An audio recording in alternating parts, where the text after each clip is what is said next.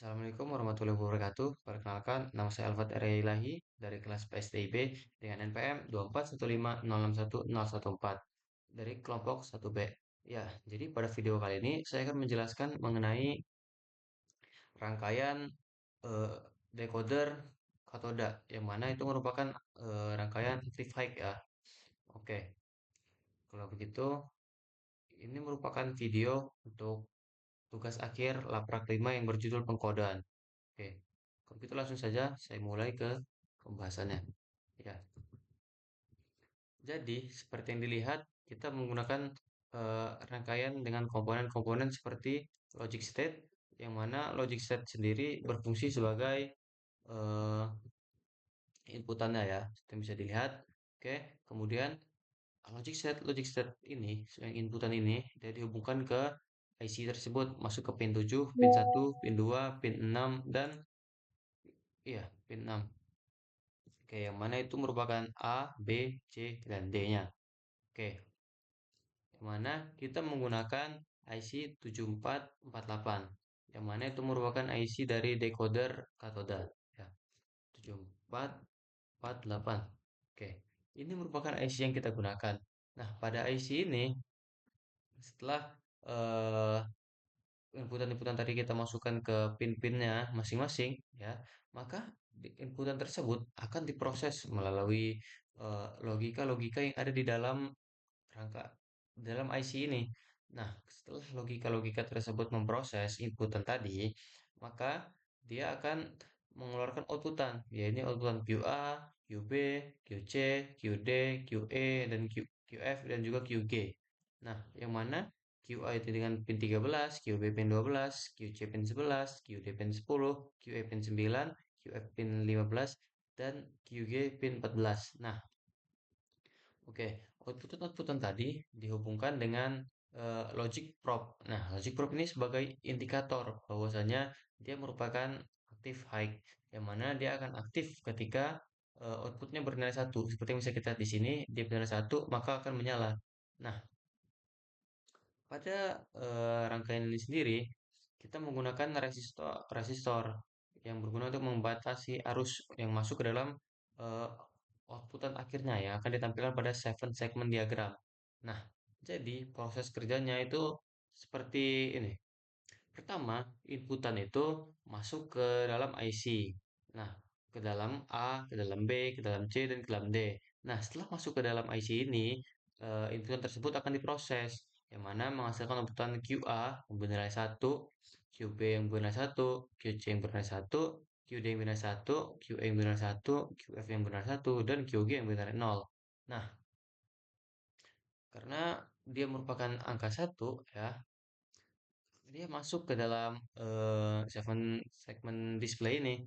Nah, seperti yang bisa kita lihat bahwa output A ya, ini yang A, oke, A ini, oke, A ini dia akan masuk sebagai bagian atas. Oke, jadi ini A, ini B, ini C, ini D, ini E, ini F, dan yang tengah ini bukan G. Oke, kenapa G-nya tidak menyala? Karena seperti yang bisa dilihat bahwa kondisi dari output G itu sendiri dia nol, bernilai nol. Nah, pada segmen display ini juga dia terhubung kepada ground. Oke, kalau begitu kita langsung saja masuk ke percobaannya.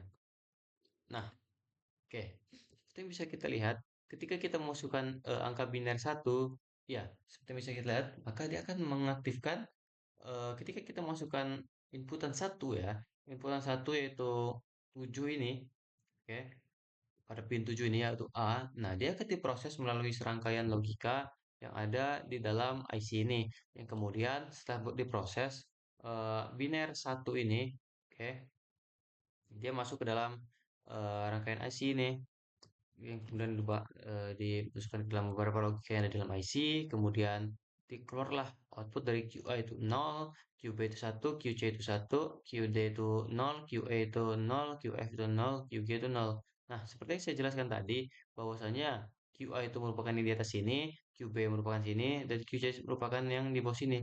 Nah, karena QB dan QC-nya itu bernilai satu, sama-sama satu, maka dia akan menyala. Seperti yang bisa kita lihat pada sini B dan C-nya itu menyala.